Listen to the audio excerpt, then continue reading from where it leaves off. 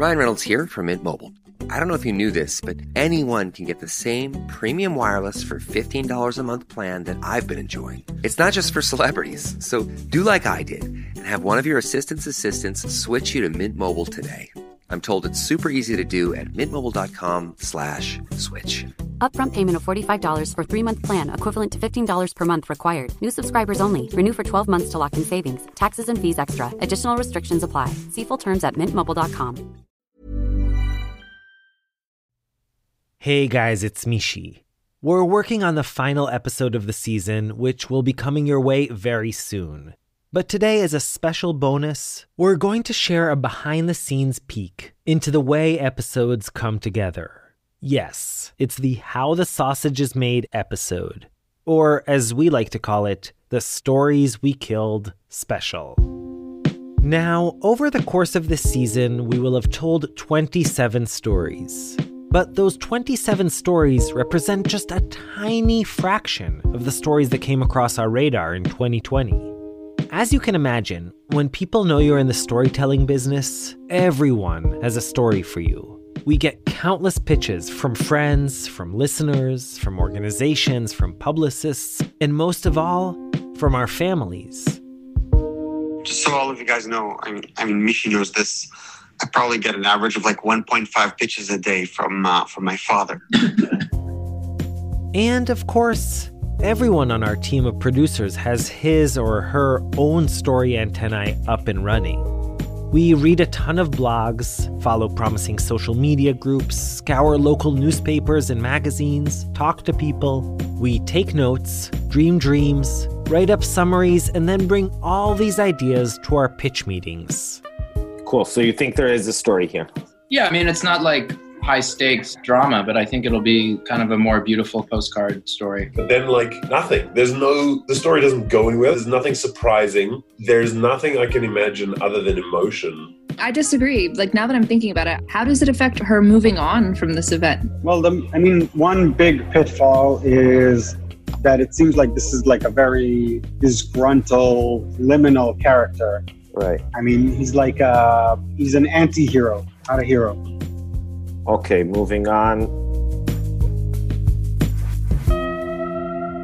Only a small percentage of the ideas make it out of the pitch meetings. And even most of those stories won't make it to the finish line. Because like everything else in life, stories die. And we are the killers. We killed that, correct? Yeah, that's right.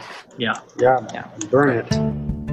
We kill stories for all kinds of reasons and at various different stages along the way. Some fall apart almost immediately. People don't want to talk, key facts turn out to be wrong, the story just isn't as promising as it seemed. Others get axed after we've spent months recording multiple interviews, writing full drafts, even scoring music. But for some reason, the end result just doesn't feel right. Now, declaring a story dead is always a bummer, but it isn't necessarily a bad thing. To begin with, we save you a lot of mediocre material. So this is vanilla, and what I'm trying to do is create the ice cream revolution. Roasted caramelized bananas. These are Uzbeki raisins. Oh, whoa. Yeah.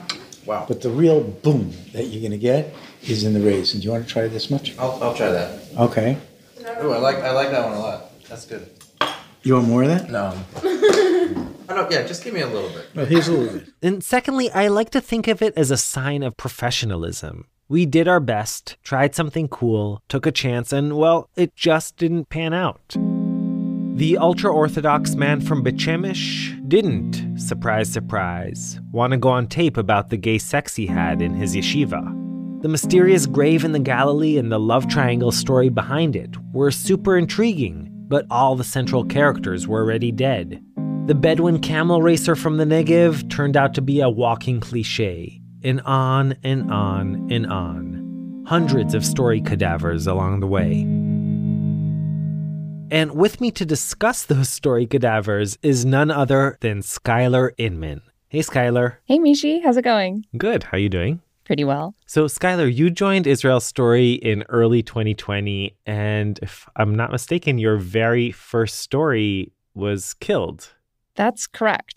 My first assignment for Israel's story was to tell the tale of a very famous Israeli sandwich, sabich. So tell everyone what a sabich is. Well, it's boiled egg, fried eggplants, hummus, salad, tahina, and there is a Iraqi sauce, yellow sauce. It's called amba. That's Guy Sasson. Okay, my name is Guy Sasson, and I work in the sabich. We can call it the original sabich. The original sabich is the name of Guy's restaurant. It's this tiny hole-in-the-wall place in Ramat Gan, which Guy runs with his twin brother. Okay. Sometimes they ask, do you have falafel or shawarma? I say, no, we have sabich. And according to their family, Guy's dad, Yaakov Sasson, along with his business partner, invented sabich. Wait, you can invent sabich? That was also my question. Because for someone to claim that they invented sabich, it's kind of like someone saying they invented the peanut butter and jelly sandwich. So to me, it sounded like a great story. So what happened? Well, as soon as I showed up to Guy's house in Holon, I knew that I was in for a ride. All around his apartment building was construction scaffolding. And for people who may not have recorded before, construction noise is like the kiss of death in our business. We make a huge effort to record in the absolute quietest conditions. תגיד, אפשר לכבות את המזגן או שזה מיד... לא, תלחץ שמה. סליחה שאני מציק, אבל אפשר גם להגיע לחשמל של המקרר? I'm sorry to interrupt. Can we maybe close the door because of the sound? سد الباب نعمل بين إن شاء الله. Are those pigeons? I think that was my stomach growling. Oh my God. You have very good ears. Sounded like a pigeon. And so I was, frankly freaking out. And I asked Guy, is there renovation going on in the building? And he said, no, not yet. They haven't even lifted a hammer. They probably won't start renovations for another few weeks. And... It started 1961, 2 years after they start to sell sabich all week. So 63? Yeah. They're starting today. No. I told you the other noise it didn't was in my building. The noise now it's for Tama. The other noise is. It's good that they decided to start today. Yeah. As luck would have it, pretty much right as I started to talk with Guy, the renovations began, and they didn't, start slowly. It was with energy. כן. או שכן בבניין אחר. שכן בבניין אחר? אולי. ניתן לנו את הדירה שלו? כן.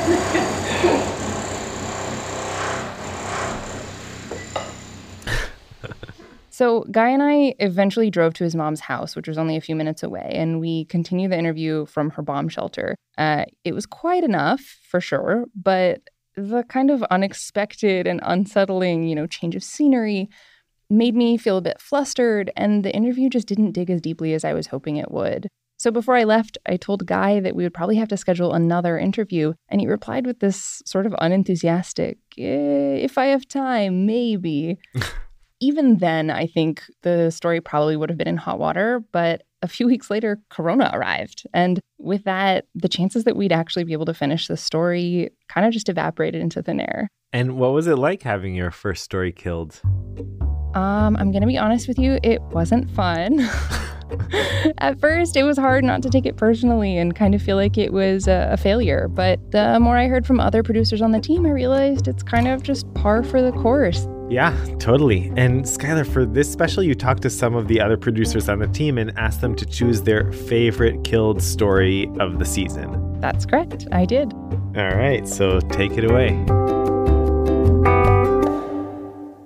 So, Yosh, as we always ask all of our interviewees, can you please introduce yourself? My name's Yoshi Fields. I'm a producer at Israel Story, and I'm not used to being interviewed.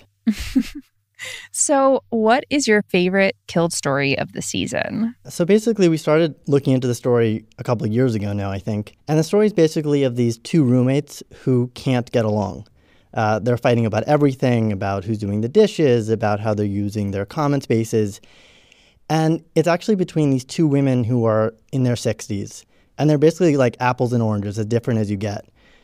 One is religious and is very into following rules. She used my pot to do her dog's food so that afterwards I could not use my pot. The other one is into like free-flowing spirituality and into breaking rules. She was insistent. You have to do that, like this, like a Gestapo. And so sort of the idea was we wanted to approach the story and see if we could follow these two women and hear their stories and see if we might help bring them together in a way, try to help them see the other side and try to work things out.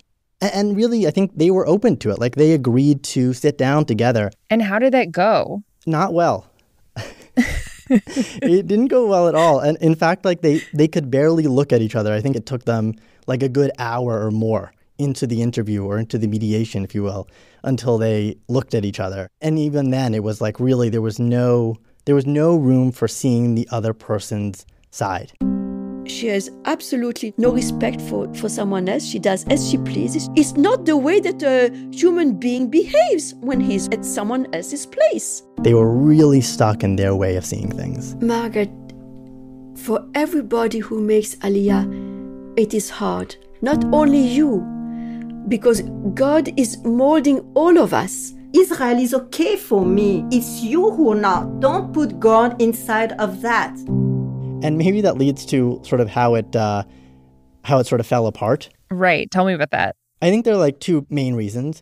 One was there were all these big themes that like sort of begged almost to be looked at. Like what exactly? So I think religious versus secular issues are some of the, hottest debated conflicts in Israel today. So here was this opportunity to look at it in such a minute way, right? Like literally these two individuals fighting things over in the kitchen. Yeah. But the bottom line is those bigger ideas didn't really hold water at the end of the day. And also, these are two grown women, right? Like they're not 20-year-olds forced to live together in a college dorm. So there was the obvious question of why are these two grown people who seem to really not like each other staying together for months and months and months? And ultimately, we couldn't really find a satisfying answer. Yeah, I remember. It was like they didn't even reflect on it. Like living together wasn't even a choice they were making. Yeah, and the second reason I would say that things sort of fell apart is that as a storyteller, right, we're always looking for, a big story arc or some personal development or reflections. And that's really not what happened. And after a year, finally one of them got really fed up and moved out. We talked to them after the fact, and they both were sort of still looking at it the same way. I'm sick of Ranale. I'm just sick. I just want to throw up, and I don't want to hear from her anymore. I am just thanking God that I'm having been able to survive all these things. Like there was really no movement of like, oh, I hear you, you're saying this, and I feel this, or there was none of that.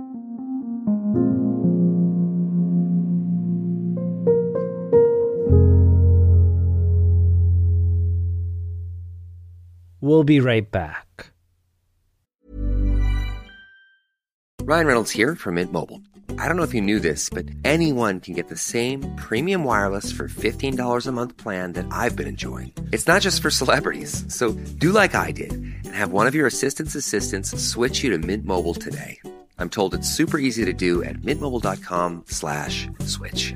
Upfront payment of $45 for 3-month plan, equivalent to $15 per month required. New subscribers only. Renew for 12 months to lock in savings. Taxes and fees extra. Additional restrictions apply. See full terms at mintmobile.com. And now back to our episode.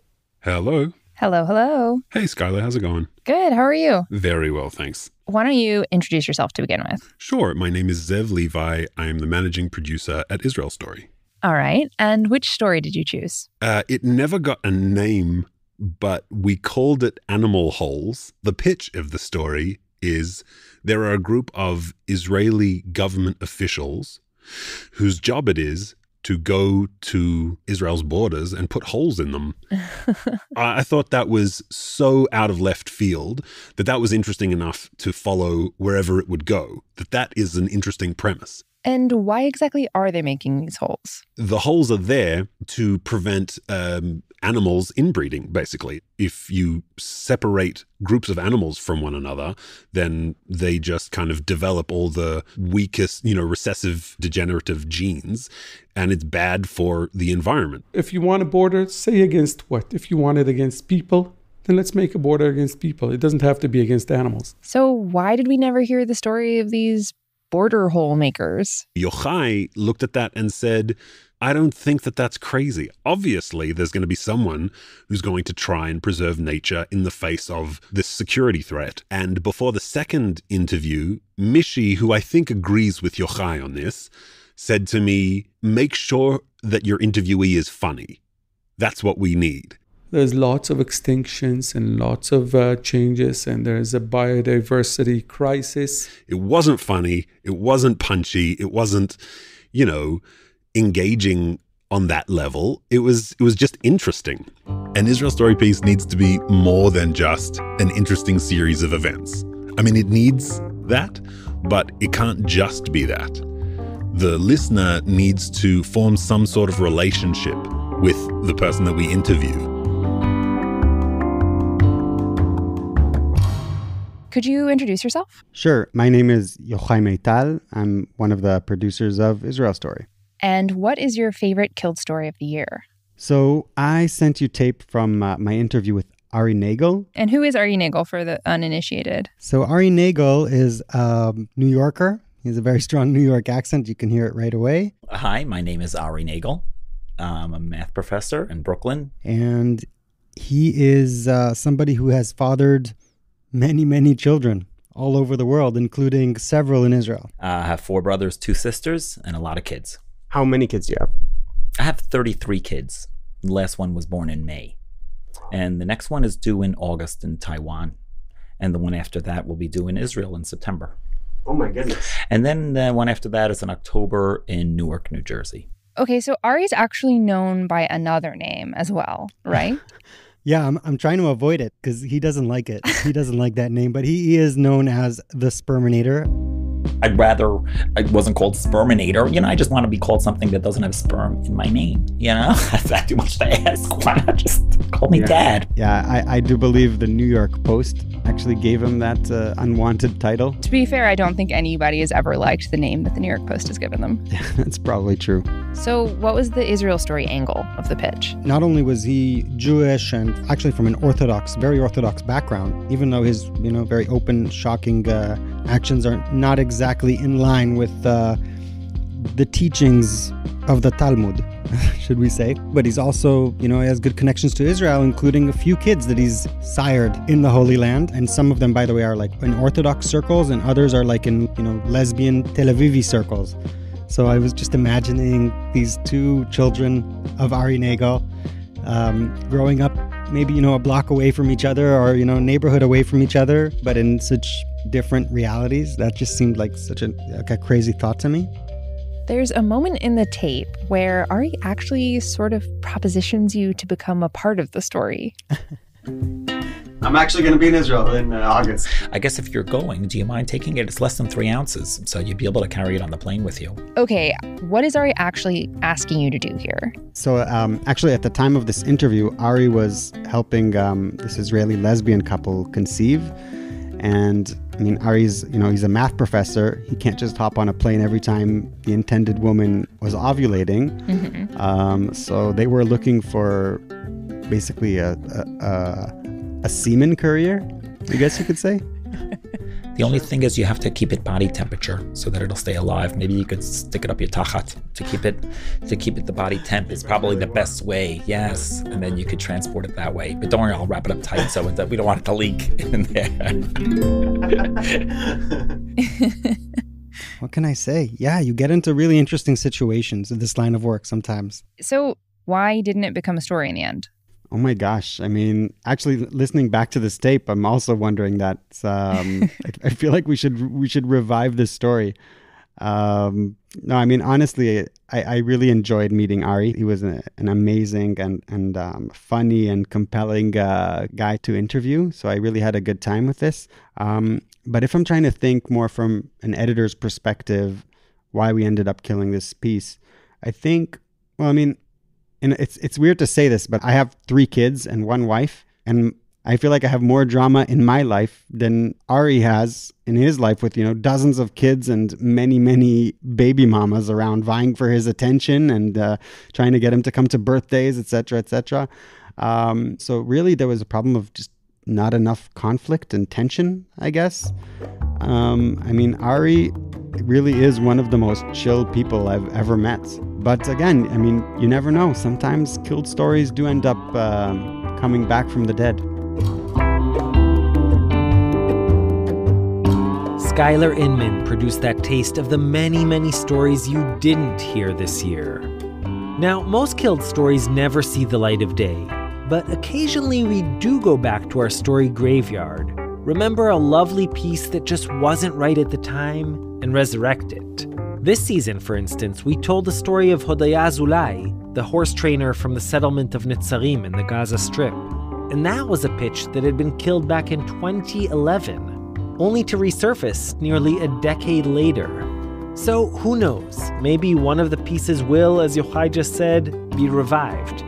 And maybe not. In any event, we have one more not killed episode coming your way soon, before we end the season. So till then, shalom shalom, and yalla bye.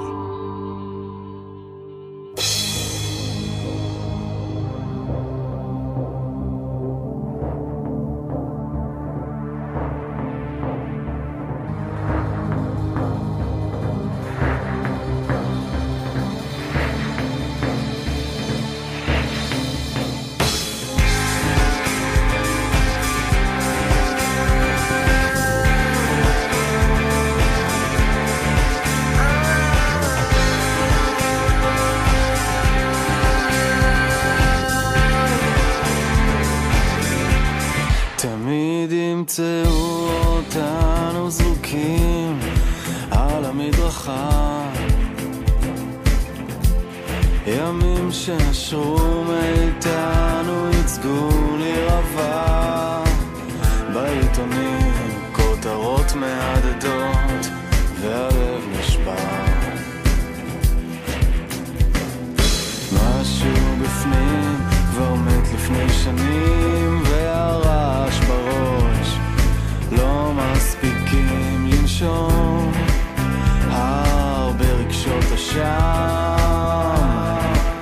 הרבה ייסורי מצפון ובור של ריקנות.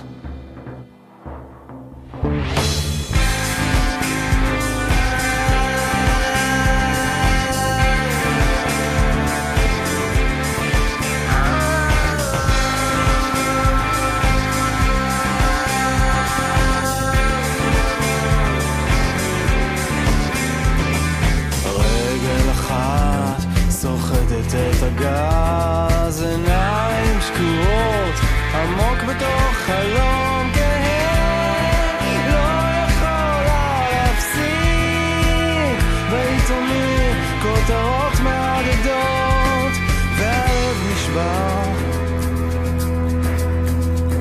והכל נשאר חיוור כמו תמיד.